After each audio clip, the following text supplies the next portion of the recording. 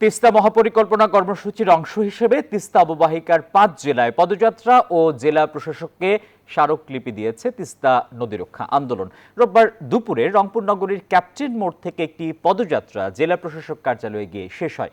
এরপর জেলা প্রশাসক রবিউল ফয়সালকে স্মারকলিপি প্রদান করা হয়।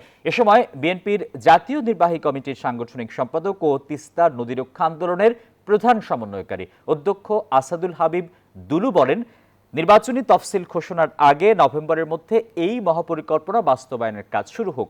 পরে নির্বাচিত সরকারে যারা আসবে তারা এই কাজের ধারাবাহিকতা রক্ষা করবে। অবশ্যই খুব দ্রুত সময়ের মধ্যে এই সরকার বাধ্য হবে তিস্তা মহাপরিকল্পনার কাজ শুরু করার জন্য।